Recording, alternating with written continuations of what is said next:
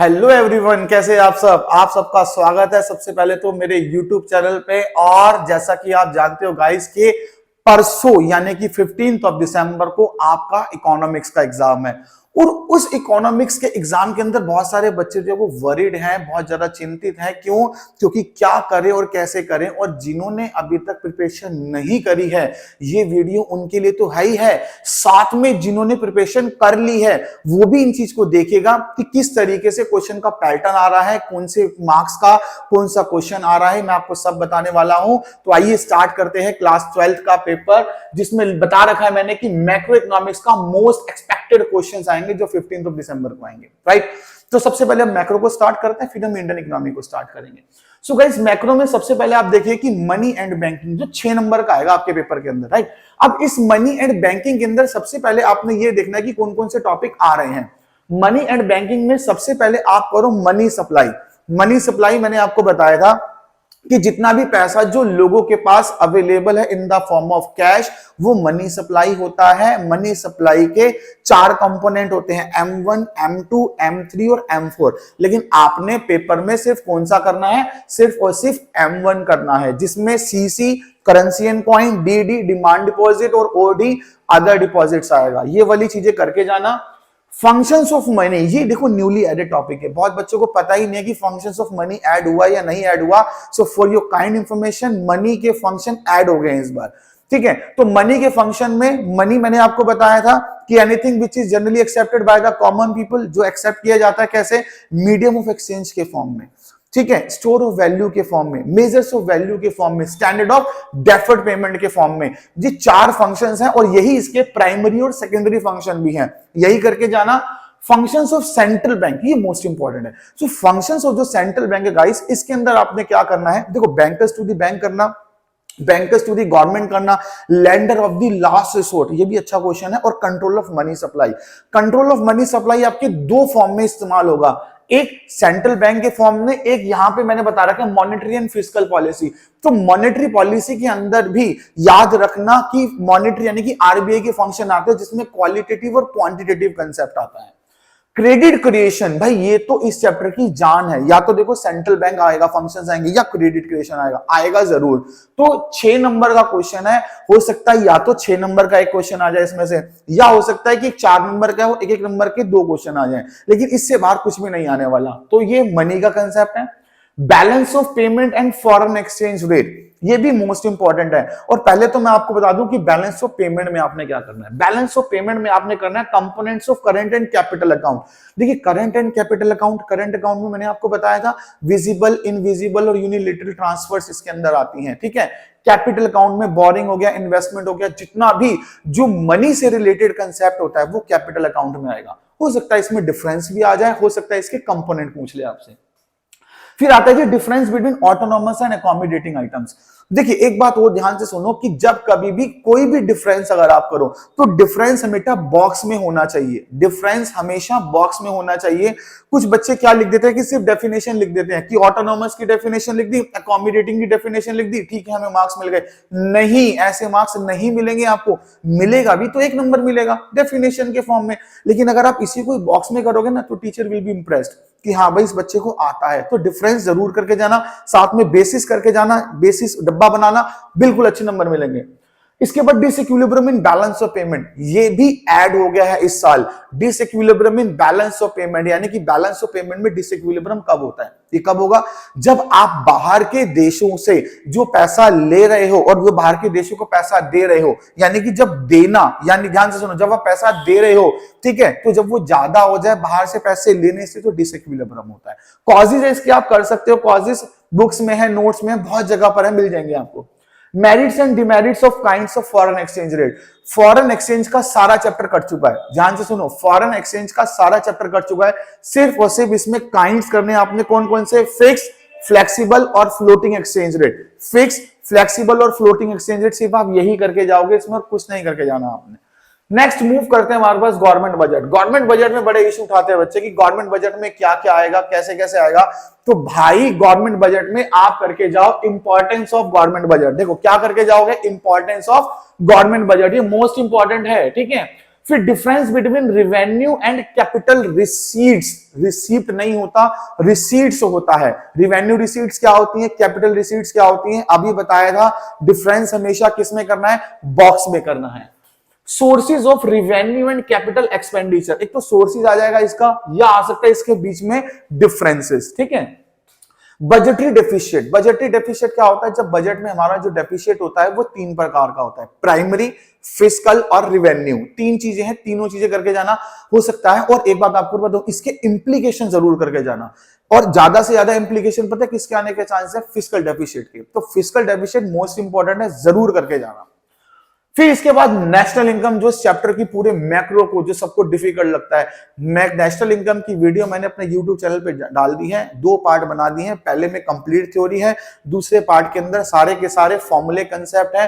Third video आज आपको शाम को या कल मिल जाएगी, जिसमें सारा का सारा न्यूमेरिकल पैटर्न होगा कि कैसे नेशनल इनकम को सॉल्व किया जाता है, ठीक है। तो नेशनल इनकम में पहले मेथड करके जाओ, प्रिकॉशंस करके जाओ, तीनों मेथड की, प्रोडक्ट मेथड, इनकम मेथड और एक्सपेंडिचर मेथड की। फिर व्हाट इंक्लूड्स और not include in national income, क्या इंक्लूड होता है, ये कैसे होता है। जैसे एक बैंक है, हमारे देश का बैंक बाहर देश में है, बाहर के देश से हमें कितना पैसा मिल रहा है, ठीक है, प्लस उनका बैंक हमारे देश में है तो हम उनको कितना पैसा दे रहे हैं, ठीक है। तो वो हमारे डोमेस्टिक में जुड़ेगा या हमारे नेशनल में जुड़ेगा, ये वो कंसेप्ट है। डिफरेंस दोबारा से बताता हूं, difference factor income, transfer income में, फाइनल और इंटरमीडिएट गुड्स में, कंजप्शन गुड्स और कैपिटल गुड्स में न्यूमेरिकल्स। ये तो करके ही जाने हैं आपने नेशनल इनकम में, न्यूमेरिकल तो पक्का ही आएगा, ठीक है, वो तो 100% आना है, उसमें कोई इश्यू नहीं है। फिर नेक्स्ट वन हमारे पास आता है कि determination of income and employment. Determination of income and employment मतलब एग्रीगेट डिमांड और एग्रीगेट वाला सप्लाई वाला चैप्टर है ये। इन्फ्लेशनरी और डिफ्लेशनरी गैप करके जाना। अब इन्फ्लेशनरी और डिफ्लेशनरी गैप, एक्सेस डिमांड हो जाती है, डेफिसिट डिमांड हो जाती है, वो कंसेप्ट है। इसका प्राइस पे, एम्प्लॉयमेंट पे और आउटपुट पे क्या इंपैक्ट पड़ता है। कॉपी वगैरह खोल लेना, वीडियो को पॉज करके देखते रहना कि क्या मैं बातें बोल रहा हूं, वो इंपॉर्टेंट बातें नोट डाउन करना, वही चीज आपने पढ़नी है, ठीक है। मॉनेटरी एंड फिस्कल पॉलिसी, ये बहुत जरूरी है, करके जाना। मॉनेटरी और फिस्कल पॉलिसी में 100% क्वेश्चन आएगा, 100%। Saving derivation from consumption function और कंजप्शन और उल्टा consumption derivation from saving function, ये भी आ सकता है। इन्वेस्टमेंट मल्टीप्लायर, इसका एमपीसी और एमपीएस के साथ रिलेशन और न्यूमेरिकल्स, ठीक है। तो गाइस इन्वेस्टमेंट मल्टीप्लायर तो बहुत जरूरी है करना। और हाँ, जितने भी जो मैंने आपको टॉपिक बताए, ये मोस्ट सिलेक्टेड और इंपॉर्टेंट टॉपिक है, इसमें से पेपर बाहर से नहीं आने वाला, ठीक है। अब आगे की जो कंसेप्ट होते हैं, जैसे कि एमसीक्यू आ गया, असर्शन रीजन आ गया, उसकी भी वीडियोस मैं आपको बनाऊंगा। अभी फिलहाल 15 दिसंबर के लिए, यानी कि परसों के पेपर के लिए कुछ इंपॉर्टेंट टिप्स, इंपॉर्टेंट क्वेश्चंस आपको दिए हैं। प्लीज इसी की तैयारी करिएगा, 100% पेपर इसी में से आएगा, राइट। अब इंडियन इकोनॉमी स्टार्ट करते हैं, इसे फटाफट से नोट डाउन कर लीजिए आप। सो गाइज, अभी आपने मैक्रो इकोनॉमिक्स के मोस्ट इंपॉर्टेंट क्वेश्चन को नोट डाउन कर लिया होगा और होप सो समझ आ गया होगा। बारी बारी सभी कंसेप्टों को 1 बाय 1 करके आप उसको समझते जाइए और इंपॉर्टेंट नोट्स बनाते जाइए। देखिए, नोट्स बनाने का भी टाइम नहीं है तो कोई बात नहीं, लेकिन आप कंसेप्टों को समझ लीजिए, ठीक है। और अब जो आपको बताने जा रहा हूं वो है इंडियन इकोनॉमी। देखिए, इंडियन इकोनॉमी के ये मोस्ट इंपॉर्टेंट टॉपिक्स हैं, जिसमें लास्ट में मैंने 1-2 चैप्टर छोड़ दिए। क्यों? क्योंकि जितना आप कर पाओगे उतना ही बेटर रहेगा। एक्स्ट्रा एडिशनल मैंने पहले भी बताया था, एक्स्ट्रा एडिशनल करने की जरूरत नहीं है, क्योंकि 2 दिन में कुछ नहीं होगा। जो पहले नहीं करा तो अब क्या होगा। तो इंडियन इकोनॉमी के मोस्ट इंपॉर्टेंट टॉपिक्स जो पेपर में आने के चांसेस नहीं 100% आएंगे। तो फर्स्ट वन जो टॉपिक है वो है एग्रीकल्चर और industry and foreign trade at the eve of independence. यानी कि स्वतंत्रता के टाइम पे एग्रीकल्चर कैसा था, इंडस्ट्री कैसी थी और फॉरेन ट्रेड कैसा था। एग्रीकल्चर में हम डाल सकते हैं कि एग्रीकल्चर की क्या पोजीशन थी, कैसे कैसे था, उसकी जो लो प्रोडक्टिविटी थी, ये सारे कंसेप्ट। फिर इसके बाद आता है जो इंडस्ट्री है, इंडस्ट्री में DQ of handicraft most important है, हिंदी में हस्तशिल्प का पतन कहते हैं इसको। ये वाला कंसेप्ट करके जाइए। और फॉरेन ट्रेड उस समय कैसा था, जैसा मैंने बताया था कि फॉरेन ट्रेड में जो ब्रिटिशर्स लोग थे वो बाहर से गुड्स को क्या कहते हैं, हमारे यहाँ से रॉ मटेरियल खरीदते थे, बाहर से मैन्युफैक्चर करके उसको हैवी कॉस्ट पे, प्राइस पे हमारे को सेल करते थे, जिससे हमें लॉसेस होता था, ठीक है, जिसे हम ड्रेन ऑफ वेल्थ कहते हैं। Indian economy at the eve of independence, इसमें सारे कंसेप्ट आ जाएंगे। लॉन्ग टर्म ऑब्जेक्टिव वो 5 ईयर प्लान, भाई ये करके जाना। एक ऑब्जेक्टिव आ सकता है पेपर के अंदर, मॉडर्नाइजेशन है, ठीक है, टेक्नोलॉजी को अच्छा करना है, बहुत सारे पॉइंट्स हैं, लेकिन 4-5 पॉइंट्स में से ही आएगा, करके जाना इसको। Positive impact made by Britishers या बाय ब्रिटिशर्स। ब्रिटिशर्स ने कौन कौन से पॉजिटिव इंपैक्ट करे? देखो ब्रिटिशर्स आई, ठीक है, ब्रिटिशर्स ने हमारे को लॉसेस दिया, हमारे पूरी इकोनॉमी को खराब कर दिया, लेकिन कहीं ना कहीं इकोनॉमी को खराब करने के साथ साथ उसने कुछ ऐसा भी करा इकोनॉमी में जो बहुत ज्यादा अच्छा हुआ, जैसे कि रेलवे लेकर आई, ठीक है, सती प्रथा जो था हमारे देश में उसको खत्म कर दिया, टेलीफोन टेक्नोलॉजी वो लेकर आई। तो ये पॉजिटिव इंपैक्ट है। किसी भी आंसर को पॉइंट्स में करना, पैराग्राफ में मत करना। ध्यान से सुनो, किसी भी आंसर को पॉइंट्स में करना, पैराग्राफ में करना, पैराग्राफ में मत करना, और कोशिश करना कि पॉइंट बनाकर, सब हेडिंग बनाकर उसको एक्सप्लेनेशन सामने करनी है, ठीक है। फिर आता है फेलियर ऑफ 5 ईयर प्लान। या तो लॉन्ग टर्म ऑब्जेक्टिव आ सकता है, ठीक है, या फेलियर ऑफ 5 ईयर प्लान, यानी कि जो सरकार 5 ईयर प्लान बना रही है, या जो सरकार 5 ईयर प्लान पहले बनाया था उसने, वो क्यों फेल हो गया, उसके पीछे क्या रीजन थे, उन रीजन को एक्सप्लेन करना है। Importance of agriculture in industry. Agriculture का देखो एक कंसेप्ट यहाँ पे भी, एक कंसेप्ट यहाँ पे भी है। एग्रीकल्चर क्यों जरूरी है, किस लिए जरूरी है, क्या कर रहा है, सेम ऐसे ही इंडस्ट्री क्या कर रही है। दोनों चीजें देखो, एग्रीकल्चर क्या कर रहा है और इंडस्ट्री क्या कर रही है, दोनों कंसेप्टों को आपने लिखना है। अगर आ जाए तो IPR, industrial policy resolution 1956 most important है इंडस्ट्री के चैप्टर के अंदर। Problems and solution of agriculture, क्या क्या प्रॉब्लम्स है एग्रीकल्चर के अंदर, ठीक है, और उसके क्या क्या सॉल्यूशन है, जिसमें लैंड रिफॉर्म्स जो सॉल्यूशन है वो मोस्ट इंपॉर्टेंट है। लैंड रिफॉर्म ये करके जाना। एलपीजी, भाई एलपीजी के मोस्ट इंपॉर्टेंट कंसेप्ट है, वीडियो मैंने डाल रखी है एलपीजी की, जाइए जाके देखिए। एलपीजी में इसके मेरिट्स और डिमेरिट्स और रिफॉर्म्स ऑफ लिबरलाइजेशन जरूर करके जाना, क्योंकि देखो एक होता है प्राइवेटाइजेशन, एक है ग्लोबलाइजेशन। उसके चांसेस जो है ना रिफॉर्म के वो कम है, लेकिन लिबरलाइजेशन के जो चांसेस है रिफॉर्म के वो बहुत ज्यादा है, तो ये आपने करना है।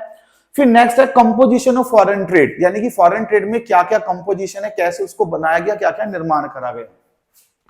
The challenges of rural marketing and solution, ये बड़ा इंपॉर्टेंट है भाई। चैलेंजेस कौन कौन से थे रूरल मार्केटिंग में, गाइस ये आ सकता है, और इसके क्या क्या सॉल्यूशन है, गवर्नमेंट क्या क्या कर रही है रूरल मार्केट को ठीक करने के लिए, ठीक है। सोर्सेज ऑफ क्रेडिट दो प्रकार के होते हैं, एक इंस्टीट्यूशनल और एक नॉन इंस्टीट्यूशनल। इंस्टीट्यूशनल कौन से होते हैं, जो गवर्नमेंट से अप्रूव्ड होते हैं, यानी कि जितने भी जो बैंक है हमारी सोसाइटी के अंदर वो सारे के सारे इंस्टीट्यूशनल होते हैं।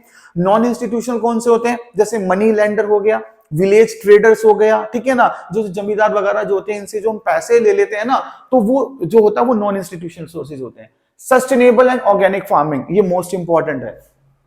Kinds of rural and urban unemployment, देखो अनएम्प्लॉयमेंट के चैप्टर में से काइंड्स करके जाना, इसके किसके, रूरल के अर्बन के, दोनों को टाइप्स ऑफ अनएम्प्लॉयमेंट आ सकता है, जैसे डिसगाइड अनएम्प्लॉयमेंट हो गया, बहुत सारे कंसेप्ट है, तो ये मोस्ट इंपॉर्टेंट है। Sources and problem of human capital formation, देखिए ये तो एक चैप्टर पूरा है, और इस चैप्टर में से या तो सोर्सेज पूछे जाते हैं या प्रॉब्लम पूछी जाती है, ठीक है। तो ह्यूमन कैपिटल फॉर्मेशन हो गया, labour force, work force, labour supply, casual, casualisation, ये करके जाना। ग्रीन रेवोल्यूशन और मेरिट्स और डिमेरिट्स, ये भी करके जाना। अब आती है कहानी कि सर एमसीक्यू जो क्वेश्चंस होते हैं वो क्या होंगे, भाई एमसीक्यू इसी में से आएंगे। पहले वाला जो आपने पेपर करा था, जो अभी पीछे हुआ था, उसमें आप देखना कि किस टाइप का क्वेश्चन पूछा गया है, so you will get the idea. और इसके अंदर भी जो एमसीक्यू होंगे ना वो इसी में से ही होंगे। लेकिन एक बात आपको और बता दूं कि मैक्रो के एमसीक्यूज तो आप एक बार को कर लोगे, लेकिन इंडियन इकोनॉमिक एमसीक्यू गाइस बहुत डीप कंसेप्ट में आते हैं, जिसके लिए इंडियन इकोनॉमिक डीप में पढ़नी पड़ेगी। अभी तो फिलहाल टाइम नहीं है आपके पास, लेकिन फ्यूचर के लिए मैं आपको बता रहा हूं, जो आपके जो फाइनल एग्जाम्स होंगे उसके लिए आपको इंडियन इकोनॉमी डीप में पढ़नी पड़ेगी, राइट। आशा करता हूं आपको मैक्रो के, इंडियन इकोनॉमी के दोनों के कंसेप्ट समझ में आए होंगे। मोस्ट इंपॉर्टेंट क्वेश्चंस आपको बताएं गाइस, ये जरूर करके जाना, और प्लीज चैनल को सब्सक्राइब जरूर कीजिए और शेयर जरूर कीजिए अपने सभी फ्रेंड्स को, अपने रिलेटिव्स को, ताकि जो बच्चे 12th क्लास में है वो इसको देख सके और उनका भी भला हो सके, राइट। सो गाइस मिलेंगे आपसे नेक्स्ट वीडियो के अंदर। Till then bye bye to all.